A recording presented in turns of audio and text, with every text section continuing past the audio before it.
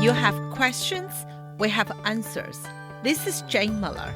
And this is Ken Miller. Welcome to our show, all about real estate with Ken and Jane. Today, Jane, we're going to talk about the September jobs report, the economy, and we're going to try to tie it into a positive spin on how that indicates that it'll benefit the commercial real estate market, namely retail, restaurants. I've got some data to share with you. You know, I love data, so we can't wait to get that in. So there is. I know we've been talking a lot about from the residential market how there's been a lot of doom and gloom with the rising interest rates. You know, the Fed's coming in and warning of probably 2 additional rate hikes. But let's look at the jobs report and the unemployment figures. I got this data from CoStar. It was issued. There was an article written by Brad Case. He was a prior economist with Fannie Mae, also the Federal Reserve. And basically, I'm going to summarize his opinion. Again, I'm not an economist. You're not an economist. So all we can do is we can report. But what he's saying makes a lot of sense. Basically, according to the jobs report for September 2022, there was September added supposedly 263,000 jobs. Wow. In the nation, right? Wow. So this indicates that there's that the economy is still relatively strong in spite of the rising interest rates. Employment is continuing to rise, which is a very healthy sign. Also, the unemployment figure for September was down to 3.5%, which is pretty low. I guess it came down to like what it was in July. So that's another positive thing. And according to what the article is saying is by adding jobs, it's very healthy, obviously, for the macro economy, which makes sense. More people in the workforce, you got more money being spent, and it's healthy specifically. You need jobs, you need income, and you need consumption. Those are considered 3 nutrients to make a healthy macro economy. Okay. I think, Ken,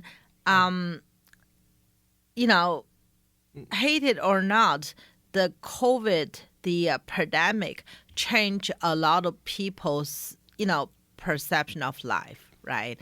And since the COVID, people realized how fragile the life is. So maybe more people going to enjoy more, spend more. If you want to go out eat, why not? Well, we're going to cover that. You don't spoil my thunder. That was going to be the latter part of the show, but we actually have data to show that. You love that. Yeah, and actually that's another positive thing of this show. When we're going to talk about commercial, there's data. That was going to be the end of the show. You have to spoil it. All right. We got some data from Open Table that we're going to share with the audience and about how the restaurant has come back. So COVID, again, we said this several times, the interest rates were artificially low during COVID. And nobody would want, and that was something the government basically forced because they had no choice, because to keep the economy going, because everything was being shut down. That was the one thing they could do was maintain the abnormally low interest rates. But again, nobody would want that again to experience COVID again. So that was just something that's that people have to get used to. That's not going to happen again because we had a pandemic, a worldwide pandemic that forced that, and we gladly trade off the 4 to 6% to 7% interest rates to live in a pandemic-free normal life. Exactly. So basically, let's talk a little bit how these positive figures help the commercial economy. Well, basically, the rising job figures indicate that, basically what young people were typically doing during the COVID, a lot of people were living at home for longer periods of time. Now, with the increase in jobs, is the economists project that a lot of those jobs are coming with the younger workforce, people in their mid to late 20s, early 30s. So by having the payroll jobs being created, there's a projection that you're going to create more young households. Basically, mainly, it's a fancy way of saying people are going to move out and get their own place. I don't know why they, the way these economists write it, everything's got to be done. But anyway, by doing that, what do you do when you get your own place? You got to have a furniture, you got to have a TV, you got to have a bed. You buy stuff, right? Yeah. So that's what Mr. Case is saying in his article, that basically the healthy jobs report is going to stimulate consumers' spending. And what does that do for the commercial market? It helps the retail and it helps the warehouses because people need, when they order things, you need more supplies and retail moves. So the economy is a very complicated process, and we can't expect to explain it, but that's kind of the simplistic view. That the more people that are making money, the more spending there is. The more spending there is, the more it benefits retail and it benefits warehouses. I think that's also why New Jersey has experienced a record shortage of warehouses because there's so much online spending. They need places to store it and ship, and there's just the inventory in New Jersey is documented to be around 1% to 2%, depending on what data you gather, which is record low availability. But listen to this data, Ken, which you love data. That me too feel the interest rate keep going up because all this spending is going to push the inflation higher, possibly. Once again, I'm not, specialized in the economy study. But, the interest rate going to further go up. As you mentioned before, that's going to affect residential market greatly. But I have a slightly different opinion on that because it may affect the 100% will affect the residential market, but because the low inventory, I think still is not doom and gloom. It's going it's going down, but it's really relatively reasonable decrease. It's not like what happened in 2008 and 9. And I think we're experiencing this theory in a nutshell by looking at the market in Central Jersey. Namely, what the economist is saying is that it's creating more demand for the increase in the jobs and the payroll workforce has created more demand for housing. And true, that's based on our micro economic of Central Jersey. We've experienced that because over the last 6 months to 9 months, the rental market has gone crazy. So I think what they're saying, we can experience that in realistic terms. We see it every day. The rental markets have gone up, I think, 25 to 30%. They're flipping much sooner. It's unbelievable how that market is so hot right now. I think for the rental market, I have a little bit slightly different explanation of why it happened. Okay. Why did rental market go up so high? Very simple. Like you said, microeconomics taught me the supply and demand. It's purely supply and demand. Why? Who's the landlord? In my opinion, there's a big 3 category. There may be more. I'm just saying largely it's a 3 category in my own experience. For example, maybe, 1/3, I'm just use the number. It's not, it's not accurate number. I'm just give an example. Maybe the 3 category, 1/3 is the people who bought the home in 2005, 6, and 7. And even 8, they paid a premium amount. At that time, you can have a 0% down, 10% down, the very last percentage down. And those people had a great job, had a good credit. They don't want to work out, doing the short sale or foreclosure. Short sale, they're not even qualified. If you have a good job income, it's not because you bought a high, you made a mistake, and other people have to pay your bill. So in that case, the big chunk of those homeowners, they have to rent it out, to ride it out. Now, the market has been so hot for the last 3 years. This kind of landlord, they pretty much forced to be landlord in first place, right? Because they bought on a high, they couldn't get out, they don't want to bring money to the closing table, so they rent it out. Now, the good time, the property went up, so they would sell, right? That's one portion of the right. supply, right? Second one is a lot of people they bought it and they want to maybe retire or something because once again the market is high. So if they want to retire in 5 years per se can, and if they waited 5 years, the market possibly going down. That's just a cycle of life, right?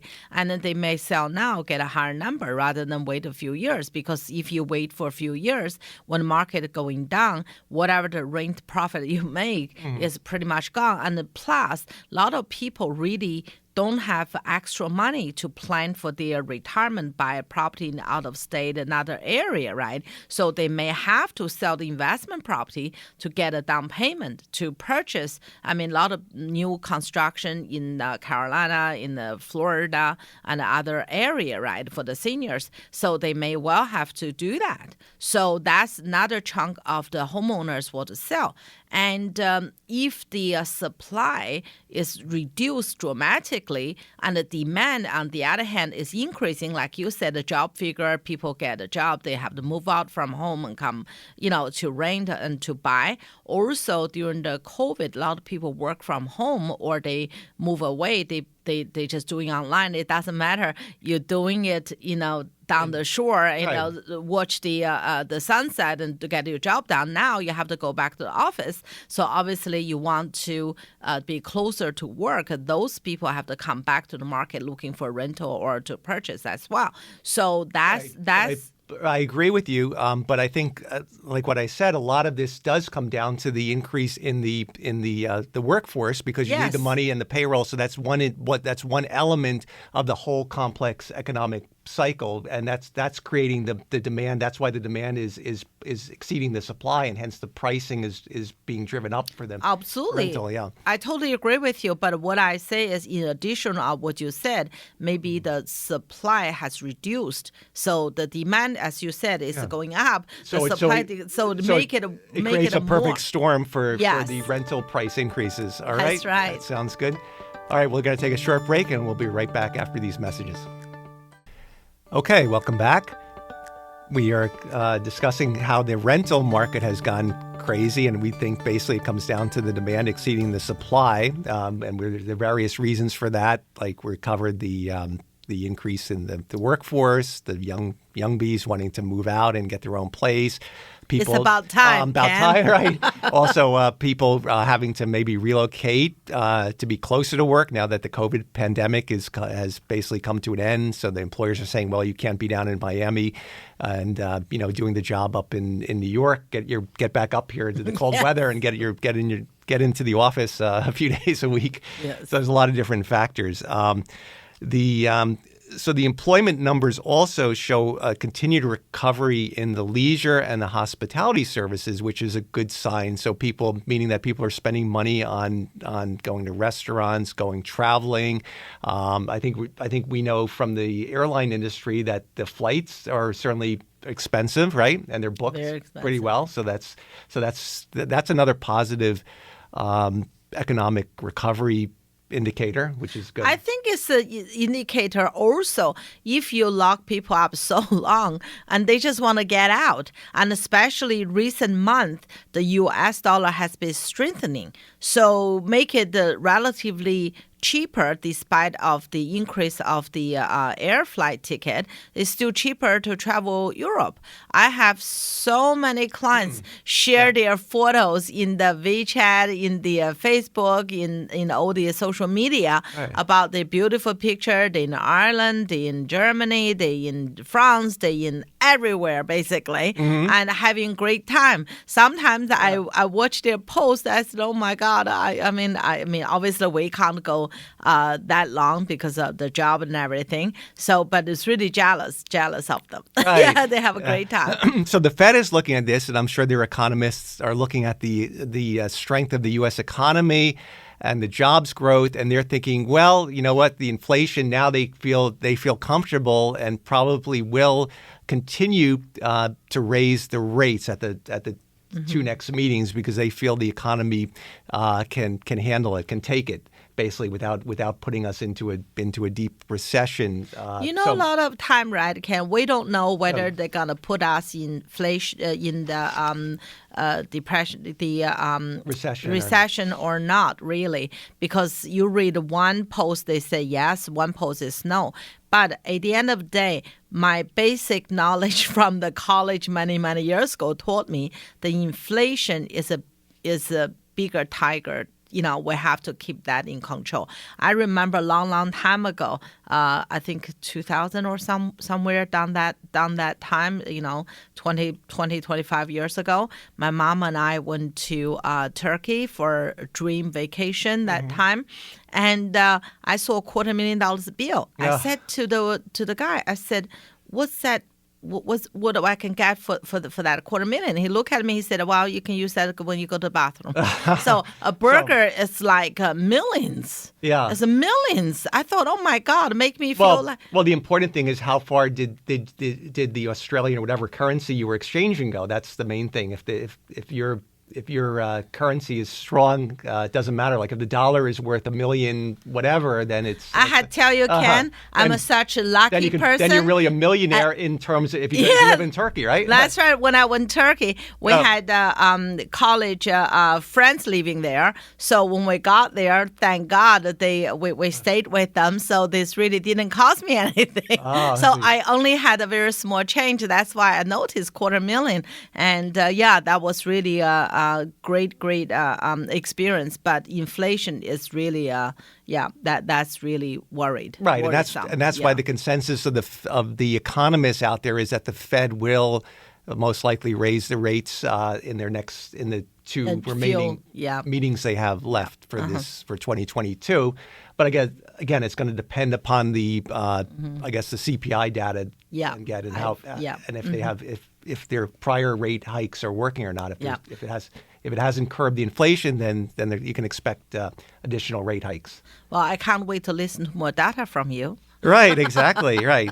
So, and again, the other challenge is we live in a global economy. So, obviously, the war in Ukraine and the effects of the energy effects that OPEC and Russia have imposed on Western Europe are affect the economy. Also, the grain is international trade in grains is affected. So that all ties in.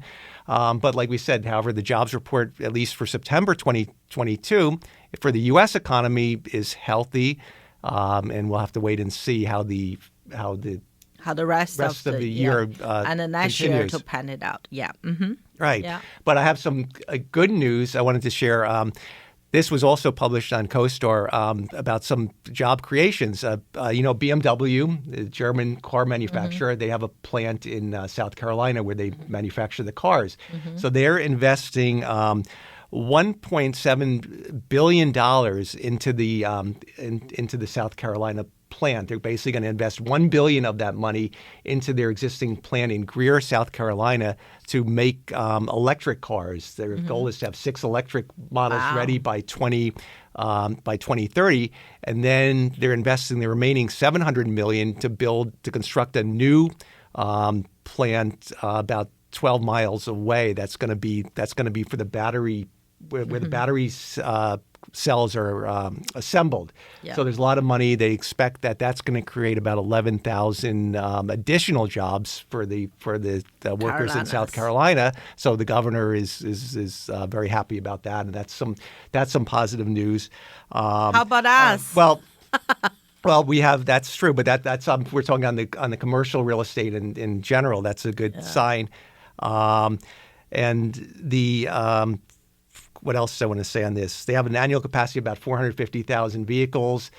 So by 2030, since they've opened that plant, they've invested about $12 billion into the economy. Yeah, I have a lot.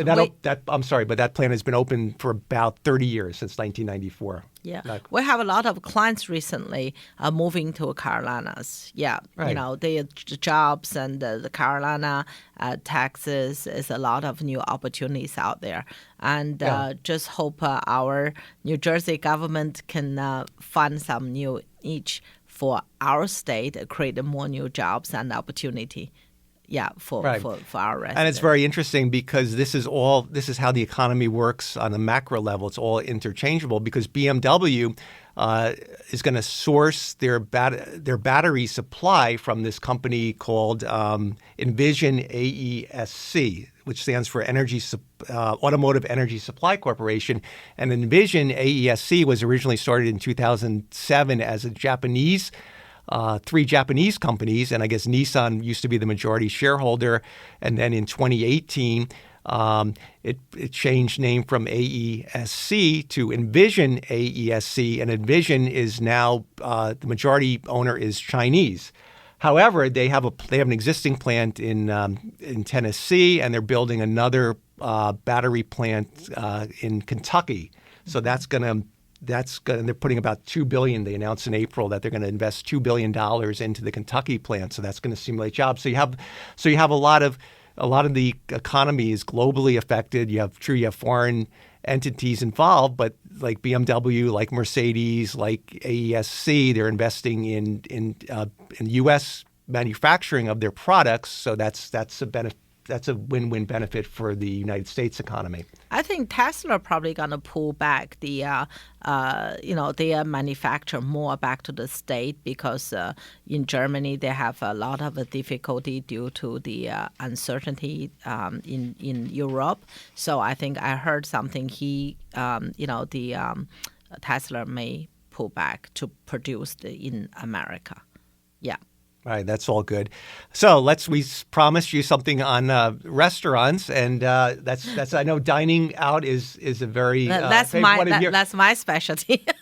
One of your specialties. Well, so we know that during COVID-19 that restaurant dining out became virtually extinct, right? There was still the takeout service. There was a lot of cooking, but dining actually in the restaurant, that whole experience basically got put on hold. So now we're more than 2 years later, and we have data from Open Table, which I guess is a site that makes reservations, and they've compiled data that shows that as of October 2022, the in-dining experience based on reservations taken, whether that be reservations made by phone, online, or basically going to the restaurant, has actually has exceeded the levels they were prior to the pandemic back in 2019. Yeah. So that's really an amazing thing. And I think a part of it is, people were restless for 2 years not being able to do an activity. They got like snowbound. Now they want to go out. They want to recapture enjoy the experience of dining out. So that's a good sign for the restaurant owners that if you're able to survive the pandemic, the dining out experience is back in full force. And I think we've experienced that in Central Jersey, the times we've gone out to the restaurants, whether they be, in Edison, East Brunswick, Metuchen. It's all, you see the waiting. You have to wait. See the waiting, which I think people are glad to do now because it shows that the restaurants are good, and that's another healthy sign that the economy. The leisure economy is recovering nicely. Yeah, a few weeks ago, East Brunswick Township had East Brunswick Restaurant Week, and there's so many restaurants participate. That was a great event. A lot of East Brunswick and surrounding towns residents went out to support the business, and the whole week we eat out one after another, put on so much weight. So now I have to work on how to reduce this weight.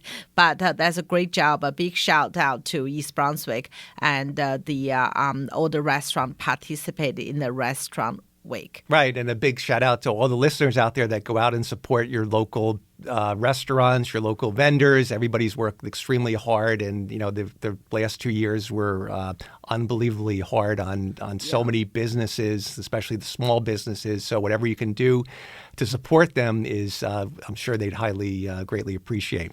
Absolutely. So, and I have another stat to share with you. According to the National Restaurant Association, the full-service restaurants are on track to climb to increase their revenue by 10.9% this year as compared to last year, or a total revenue, which you contribute, some of it every time you go out, about $289 billion in revenue for the restaurants on an annual basis. But I think the revenue maybe is before everything taking out because the labor going up now, the cost of food going up. So the restaurant owners still very hard work. Of course. This is just the gross revenue. That's just the money that's going to be from the economy that's being funneled into the restaurants. It's the whole dining experience based on the data that they collect. I don't know how they assemble it, but that was the report given on there, which is a good sign. It went up, it increased. So that's a good news. People are eating more, and that means if you're eating more, what are you going to do? You're going to go to the gym because you got to exercise more. So you got to get back, join that gym, get that exercise. So you see how everything is help each other. Yeah, no, it's really true. And on a small scale, we're not economists, but by doing some examples and experiencing it, we see how everything works together on the level, and everybody helps each other out, right? Absolutely. All right, so we're out of time. Thank everyone for listening, and we'll see you next week. And go out, enjoy the restaurant, and support our local business. Thank you. Thanks.